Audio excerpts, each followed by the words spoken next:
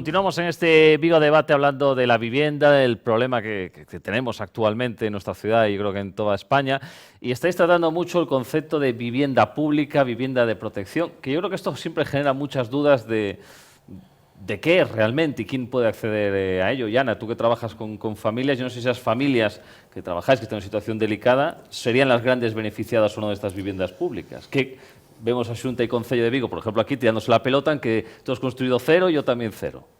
Bueno, eso es una base de la dificultad. Al final, el hecho de estar hablando de números, de construcción, que al final, como decía Pablo, muchas veces se repiten año a año y que no avanzamos, pues al final no da respuesta. A ver, quiero decir, la necesidad de tener un parque de vivienda social destinado a los colectivos y a las personas que se encuentran en situaciones mucho más vulnerables, obviamente es poner a las personas desde un enfoque de derechos en la misma casilla de salida, ¿no? de oportunidades.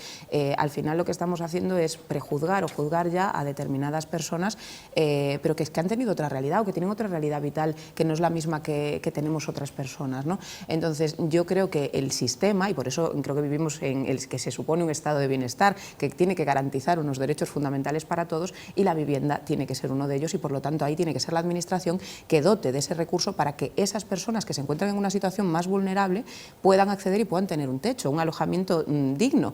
Es muy complejo que querramos, o sea, desde la parte de la intervención social, es muy difícil que queramos que las personas muden o cambien su situación si no les estamos dando lo básico, que es un techo, que es ese espacio en el que podemos desde ahí, bueno, construirnos, empezar a plantearnos un empleo, empezar a tener una serie de inquietudes, es que al final es fundamental.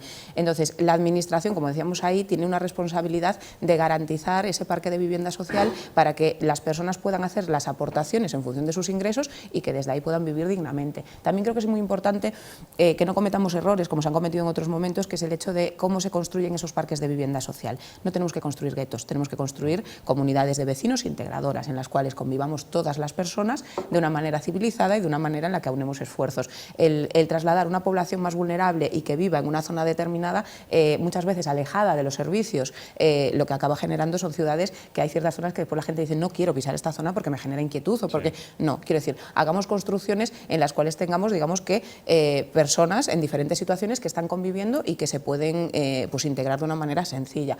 Algo que bueno, hablábamos ahora un poco ahí fuera de micro, es la necesidad de, creo que, incorporar agentes sociales dentro del ámbito inmobiliario de la vivienda más macro. Creo que hasta ahora ha estado como muy vinculado con constructores, promotores, inmobiliarias, y creo que el tercer sector, las entidades sociales, podemos aportar mucho ahí. ¿Por qué razón? Pues porque somos los que estamos en el día a día, mano a mano, acompañando a esas personas más vulnerables, y por supuesto que no somos enemigos, es decir, no vamos a pensar que las personas vulnerables están en un lado y los propietarios de vivienda están en otros, no, nosotros lo que vamos a buscar es que haya una garantía de derechos para todas las partes y que eso funcione, ¿no? Y que sea efectivo. Entonces, bueno, yo creo que este es un poco el camino. Tenemos que incorporar más agentes que al final sean expertos, y la vivienda no es solo un mero fin de construcción o de tener más provisión de inmuebles, sino que también es una respuesta a la sociedad en general. Yo haría un apunte, con tu permiso, Machi. Sí, claro. En relación al tema guetos que salen normalmente, ¿no?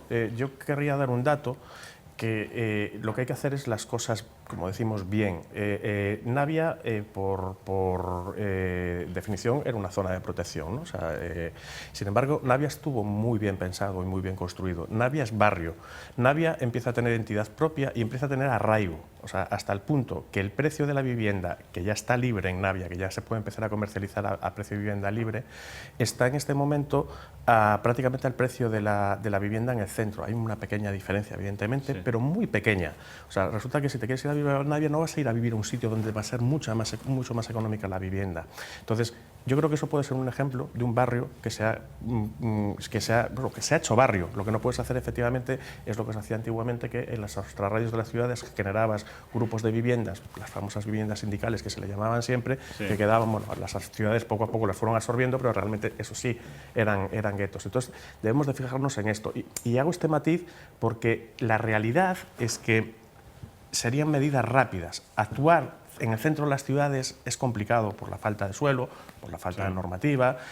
Sin embargo, actuar en esas zonas donde hay más suelo y se puede liberar de manera más fácil, quizás tenga sentido para hacerlo a medio plazo, vamos a decir, alrededor de 5 o 6 años aproximadamente.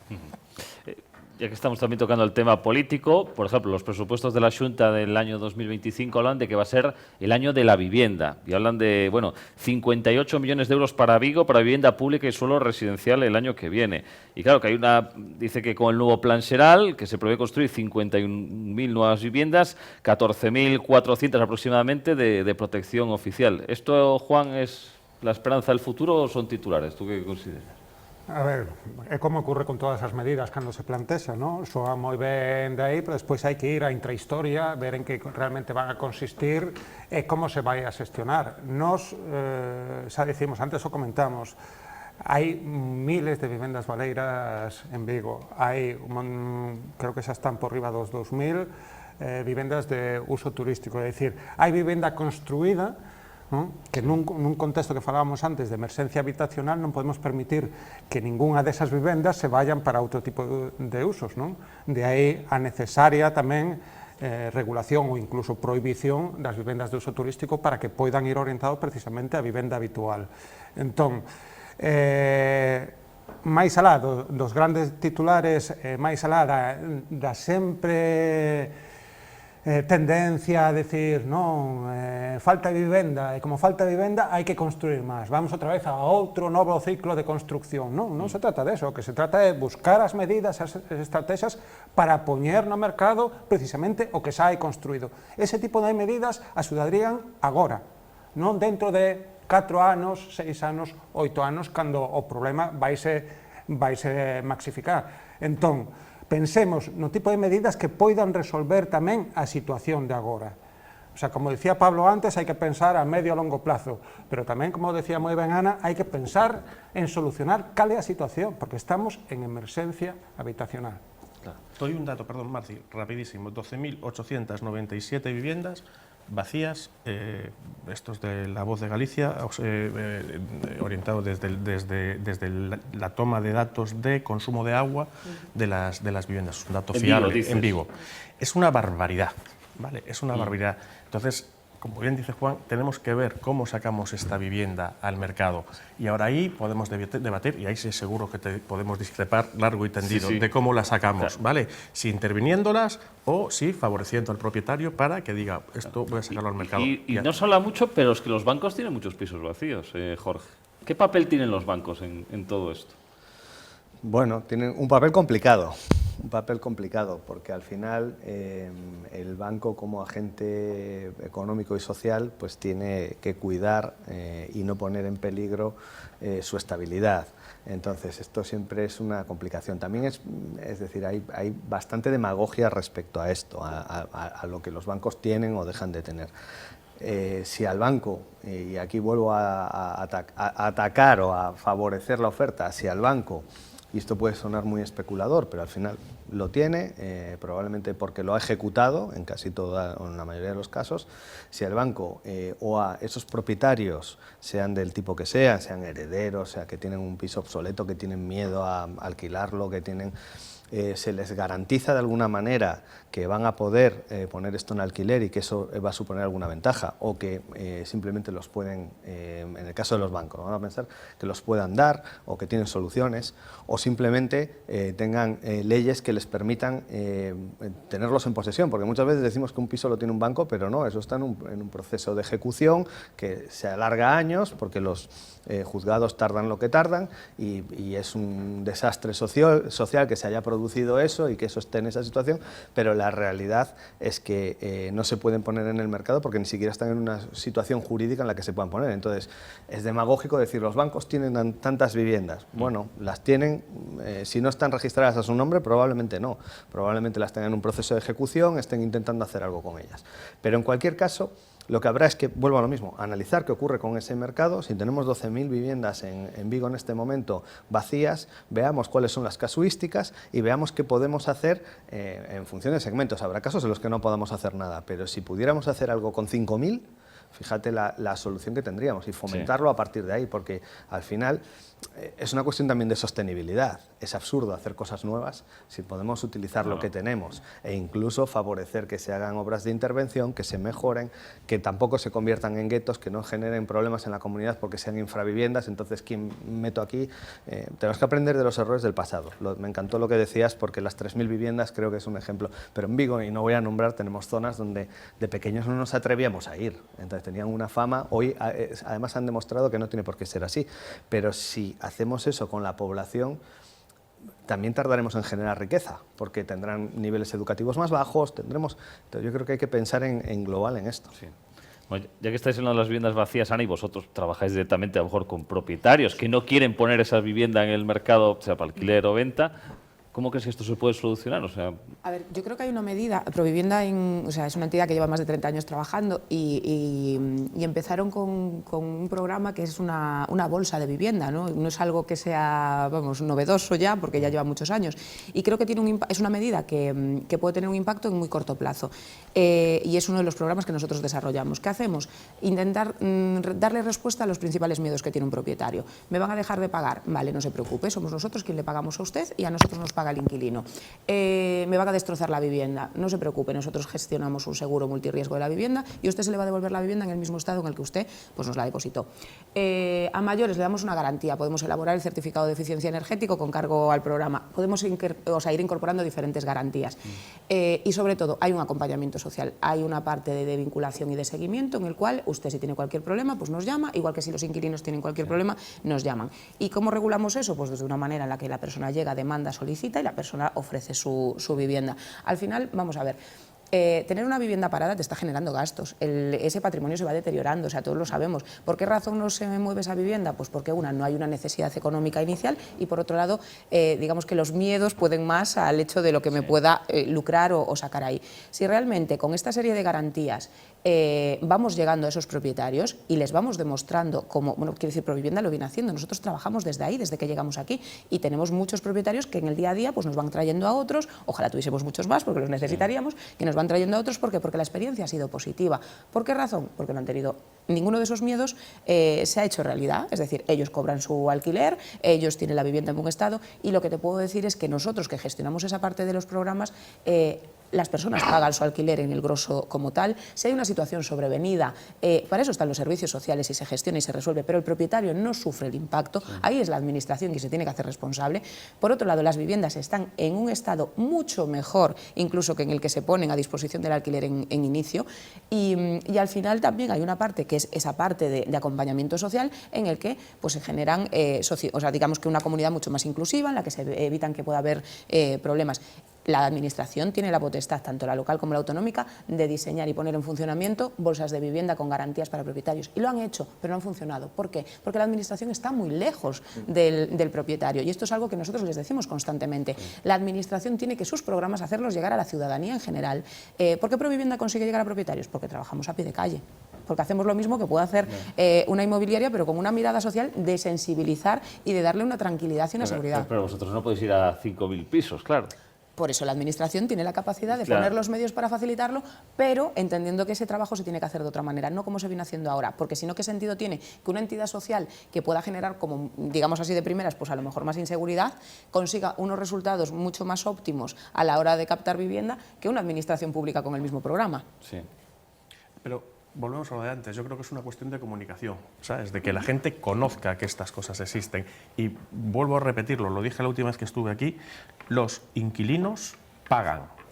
Desde 2017, que nosotros estamos establecidos como marca, al día de hoy, toquemos madera, no hemos tenido ni un solo impago. Esto puede sonar a ciencia ficción, pero es así, no ha habido ni un solo impago. Hemos tenido 2 casos de retraso en el impago, como dice Ana, por situaciones sobrevenidas, ¿vale?, que se han solucionado, se han solventado, se han puesto al día en sus rentas y se siguen pagando. Con lo cual, por favor, propietarios, esténse tranquilos, el inquilino como norma paga y cuida la vivienda. Luego se entregan más limpia o más sucia. Estas cosas son así, detalles, ¿vale? Entonces, ¿por qué hay una campaña, parece?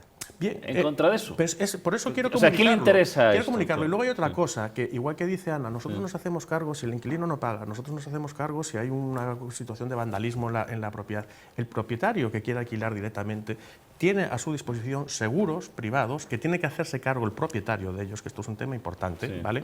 Porque esto sé que es un abuso también, y a mí los abusos me fastidian tanto por un lado como por el otro, ¿vale? Hay seguros de alquiler que si el inquilino, por el motivo que sea, no paga la renta, el seguro va a ser el que pague la renta, con lo cual, señor propietario, estése tranquilo, porque si no lo paga el inquilino, por el motivo que sea, usted va a seguir cobrando la renta.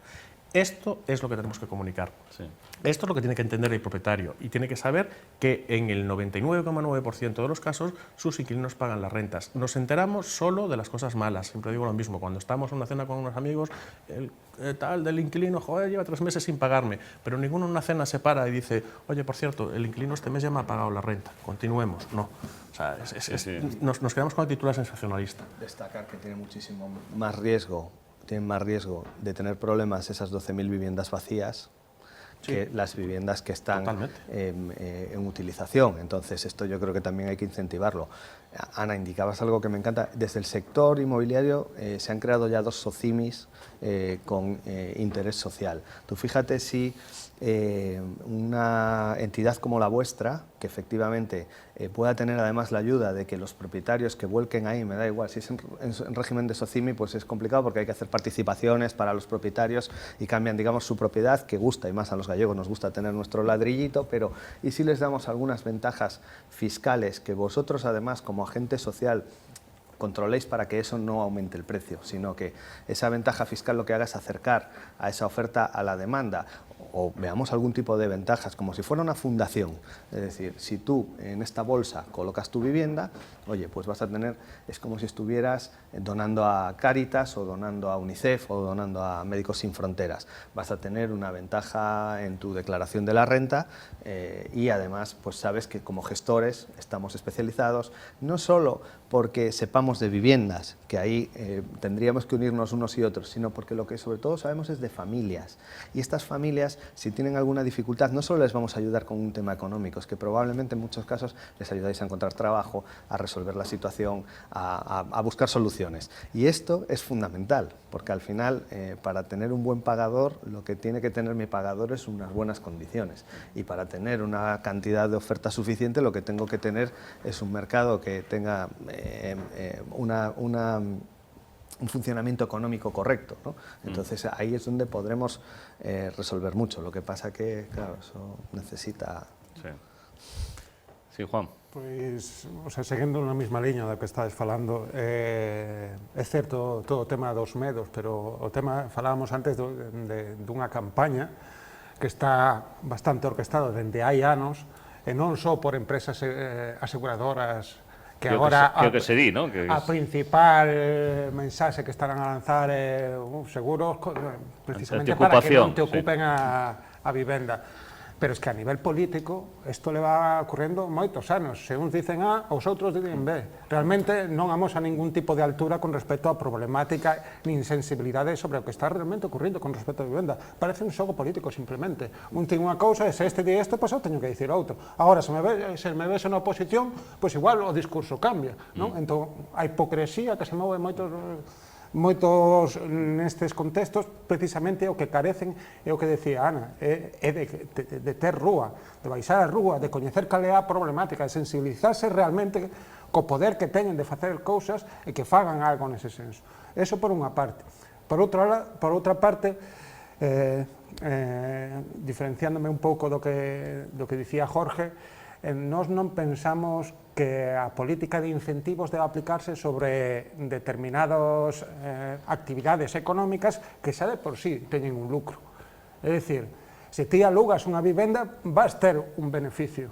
Por que o Estado, cos cartos públicos, sexa de forma directa, como dicíamos, cos bonos, ou a través da fiscalidade, teñen que dotar de dinero público precisamente para que a xente vaya a alugar, cando o aluguer xa de por sí ten un beneficio, non? Entón, é o mesmo que decíamos antes, non podemos subir os prezos, por que? Porque senón eso desincentiva, pero realmente, se ti pos un piso por 900 euros, e te digo, non, por 900 euros non podes alquilado, tens que alquilado por 600. Se esa persoa deixa de alugalo porque hai 300 euros que xa deixa de gañar, que decir que tampouco ten moita necesidade de alugar ese tipo de vivenda. Entón, volvemos outra vez ao proceso de que a regulación é un elemento fundamental tamén para poder desencasillar ou desenquistar o conflito no que estamos. Y si tiene una hipoteca con una cuota de 650 y una comunidad de 60 euros y tiene 720 o 730 de coste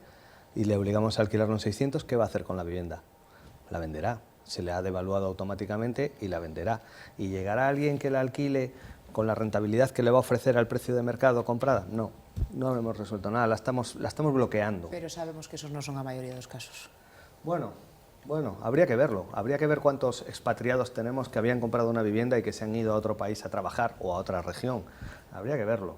Yo aquí, dentro de esos análisis de los que hablamos, o de los que constantemente hablo yo, tendría que pensar también cuáles son las situaciones habitacionales de la población que tenemos, porque quizás si creáramos además oferta que dé solución en función de los rangos de edad a cada tipo de población, nos encontraríamos que hay viviendas que se podrían poner de distintas maneras en el mercado, porque hay personas que son mayores y que tienen un sitio adecuado donde ir y que además no es una residencia necesariamente de la tercera edad, sino que hay un modelo anterior, como ahora a todos se le está llamando mucho en inglés, ¿no? Pero el cohousing y el senior housing, pero bueno, realmente pues sitios que están preparados para una etapa donde cada vez estamos más solos, porque yo tengo una hija de 22 años, está en Austria en este momento trabajando ya, no sé si volverá. Somos una pareja que espero que estemos toda la vida juntos, pero como mucho estaremos una pareja. Se nos puede hacer largo en un pisito los dos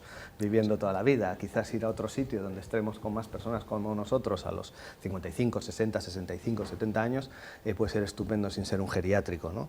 Entonces, de la misma manera, existen soluciones habitacionales y cada vez se habla más para los jóvenes que están en una situación más de tránsito, que quizás no tengan que comprarse una vivienda, que sea más transitorio, que sean espacios donde ocupan realmente pues, casi lo equivalente a una habitación de hotel, pero tienen unas instalaciones favorables que además les gustan, están más acostumbrados a esto. Y vería a ver qué podemos crear en esto, porque además pueden ser suelos terciarios en muchos casos, entonces ya no tienen que ser suelos residenciales, liberan suelo, si liberas suelo probablemente consigas que baje algo el precio. Ver qué hacemos con todo esto. Eso es buenísimo, lo de liberar suelo terciario, que hay muchísimo y parado. Y te dejo, Ana. No quería dejar de mencionar el tema de los locales comerciales, ¿vale? O sea, solución, esa sí es inmediata, ¿vale? Facilita la licencia de reconversión de suelo comercial, o sea, de vivienda, perdón, de local comercial o de renteplanta de oficina a vivienda, y ahí automáticamente empiezan a salir cientos o miles de viviendas que podríamos hacer, o sea, que podríamos convertir en viviendas. Ejemplos, zona de La Doblada, voy a poner las calles como yo le llamo de los pájaros, por ejemplo, pero estas es que son muy concretas, todo, en el Calvario, toda esa zona por allí, le llamo a los pájaros porque todos se llaman Faisán, Corvo, no sé qué tal. Pues en esas calles la mayor parte de los locales están con el ladrillo del día que se hicieron en el año 1985 y no van a ser comerciales nunca en la vida. Pues cuanto antes transformemos esos en viviendas, porque aún por encima beneficias el barrio. En lugar de estar saliéndote a un ladrillo lleno de grafitis, pues lo que te vas a encontrar es un vecino en la puerta de enfrente. Sí. Ana, ¿qué vas a apuntar? Nada, yo creo que al final en materia de vivienda no hay una única solución. Quiero decir, tenemos un problema estructural que además ha venido pues manteniéndose y nutriéndose a lo largo de muchos años, y que ahora mismo todas las soluciones posiblemente no todas son válidas, pero creo que tenemos que implementar la amplia mayoría de posibilidades, sin perder el foco en que necesitamos medidas ya para resolver lo que ya tenemos encima de la mesa, que es un volumen de personas día tras día. Nosotros por lo menos lo recibimos de necesito una vivienda, estoy viviendo en unas condiciones determinadas, y sobre todo también creo que tenemos que hacer un ejercicio de responsabilidad, porque a mí lo que me preocupa es que va pasando el tiempo y vamos empezando a normalizar cosas que no deberíamos normalizar, ¿no? A mí, por ejemplo, me decía ayer un compañero, Ana, hay una habitación, porque esto también tenemos que tener en cuenta que ya hemos cambiado el modelo a alquilar por habitaciones, porque ya no son o sea, están habitaciones en 300, 400 euros, es decir, lo que antes se pagaba por un piso hace 5 o 6 años, ¿no? Entonces, es que hay una habitación, nos ofrecen una habitación sin ventanas por 300 euros. Y claro, llega un momento que la situación es tan desesperada, sobre todo para un grosso de población en la que hay, bueno, pues una situación mucho más vulnerable, un fuerte estigma, que al final aceptan, porque antes de verse en un contexto de una situación, que estamos hablando de contextos de calle, de llegar a estar en una situación de calle, pues acepto eso porque por lo menos tengo un techo. Entonces, creo que estamos entrando en unas dinámicas de empezar a normalizar cuestiones que no pueden ser. Y ahí tenemos una responsabilidad absolutamente todos. Desde la persona que alquila eso en ese precio y lo considera como algo digno, porque además el discurso es, bueno, pues yo les estoy dando una alternativa. No, perdone, usted está abusando, ¿no? de una persona que está en una situación más vulnerable. Por otro lado, también el hecho de acompañar a esas personas o sea, desde un enfoque de derechos de esto no lo puedes aceptar, es decir, hay que seguir buscando otra alternativa, pero esto no puede ser. Y por otro lado, las administraciones, y creo que ahí sí que quizás hay que revisar y a lo mejor penalizar de alguna manera, porque no debería ser así. Nosotros desde servicios sociales, y creo que lo sabemos, hacemos visitas domiciliarias y lo que llegamos a ver en algunas ocasiones no se debería contemplar. Y lo estamos aceptando, ¿por qué? Porque no hay otra alternativa. Y las personas lo aceptan porque tienen miedo a perder eso que han conseguido, porque la otra alternativa es peor. Entonces, creo que tenemos que también despertar un poco la conciencia general de toda la ciudadanía, porque hoy estamos en una situación determinada, pero mañana puedes estar en otra que es muy diferente y o sea, la vida es muy circular y nadie estamos libres, ¿no?, de pasar de un momento de cierta estabilidad económica a vernos en otra más vulnerable. Y yo creo que ahí es un tema, obviamente, de derechos, es un tema de compromiso de las administraciones de implementar medidas, pero también es un tema de responsabilidad social y de ciudadanía en general. No todo vale. Yo tengo una mala noticia para ti, que es que desafortunadamente tú estás trabajando con las capas, digamos, más desfavorecidas y dices, es que esto es emergencia y tenemos que contarlo. Esto, a día de hoy, de este programa al siguiente en el que estemos juntos, sí va a haber diferencias. Va a haber diferencias, no evidentemente en el número de viviendas, en que el precio, pero sí en la alerta social, porque esto ya no lo vive la gente desfavorecida. Esto lo vive cualquier tipo de persona, incluso con un buen sueldo, que quiera alquilarse una vivienda porque se viene desplazado a Vigo y no lo tiene. Y a partir de aquí sí se van a empezar, desafortunadamente, cuando esto ya no toca solamente a las clases desfavorecidas, sino que toca a todo el mundo, entonces es cuando sí se le va a dar voz. Sí. Es más, hace unos años el problema era el empleo, conseguir el acceso a un empleo. A día de hoy muchas empresas y en muchas, o sea, ya no solo en Vigo, en otras localizaciones, hay muchos ayuntamientos que nos dicen, tenemos posibilidades de generar 3.000 puestos de trabajo, lo que no tenemos es dónde poder alojar a esas personas de una manera digna. Entonces, bueno, pues al final esto revierte en la economía general de cualquier ciudad. Y hai unha cousa, perdón, Sí, Juan, claro. que en relación ao que decía Ana, ¿no?, de esa tendencia agora a non buscar un piso de aluguer, sino buscar unha habitación, ¿no?, que son o tema dos contratos de tempada. É dicir, ese gran melón de aí que é a ferramenta principal agora que están utilizando moitos caseiros precisamente para, por un lado, por ese medo que teñen de que non vai a ser, pero con esa excusa o que están vulnerando que son os dereitos dos arrendatarios, das inquilinas e dos inquilinos, e cando xa é máis que evidente o que é a problemática, digamos, o Parlamento de novo volve a mostrar, non, que non está a esa altura precisamente, que non están sensibilizados con cal é a situación, que realmente non saben cal é a problemática, pero que é a regulación. E a regulación non falamos dun decreto que diga que agora se regulan os contratos de tempada. Facemos de incluílo no mecanismo principal, no principal instrumento que é a Lei de Arrendamentos Urbanos. Entón, e diferenciando, o sea, porque alquiler de temporada, unha vivenda de uso turístico é aluguer de temporada. Os estudantes teñen aluguer de temporada, xente traballadora que veñen a traballar é aluguer de temporada. Hai moitas circunstancias diferentes e hai que saber como adaptarlo precisamente para que teñan cabida todo eso. Pero o que hai que acabar é precisamente coa estafa que supón, ¿no?, intentar, o sea, manter o que é unha vivenda habitual a base dunha concatenación de contratos temporais. Sí.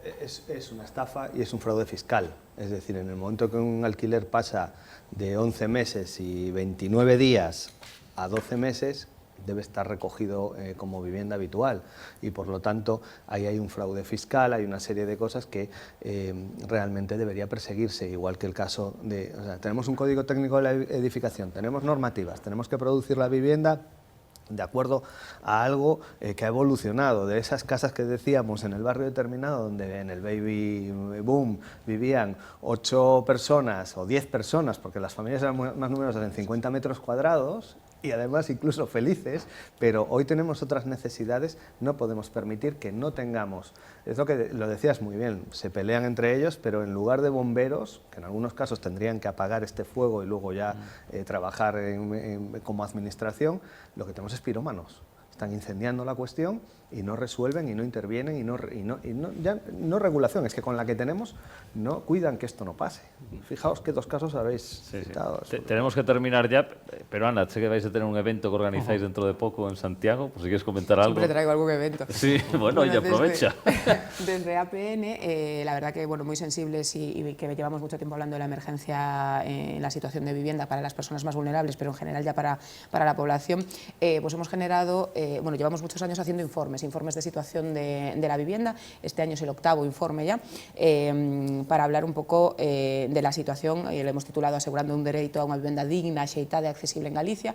La idea es que puedan estar allí agentes, un poco en la dinámica del seminario, todos los agentes que de alguna manera tenemos un impacto directo en cambiar un poco la realidad del mercado inmobiliario. Entonces, tanto desde las diferentes administraciones, desde el tercer sector, agentes inmobiliarios, arquitectos. Entonces, nada, que el 8 de noviembre en la EGAP, en Santiago de Compostela, si queréis inscribiros, pues está abierto a todo el público y a toda la ciudadanía, y creo que tenemos que cada vez hacer más espacios un poco de reflexión y en los que podamos encontrar soluciones de manera conjunta, así que estáis todos invitados. Muy bien. Si alguno tiene algún evento, que lo diga ya, también Queremos hacer uno de living en primavera, eso lo tengo claro, ¿sí? o sea, es decir, que coja un poco todas estas tendencias, así que en cuanto lo tengamos os lo contamos. Porque... Vale, perfecto, sin ningún problema. Y Pablo, para terminar con una buena noticia, seguramente el próximo debate esté aprobado el plan general. Mira, en relación, Ana se parte de risa. En relación al plan general, en el evento de que Jorge es director, en el Metro Cuadrado Real Estate Summit, el alcalde dio un titular que fue que el plan general está aprobado antes de fin de año. Sí. Y yo no pongo nunca en duda la... Vale, alcalde. Así me gusta. Aquí lo dejamos. Juan, Ana, Jorge, Pablo, un placer. Gracias a los cuatro por estar aquí, y la vivienda la seguiremos tratando dentro de un tiempo, a ver si la cosa mejora. Y la semana que viene más Viva Debate, os esperamos. Adiós.